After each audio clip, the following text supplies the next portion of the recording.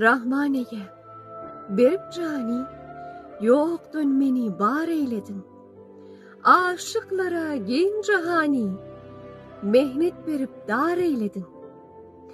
Hiç bolmadı behbud işim, gün günden artar keyşim.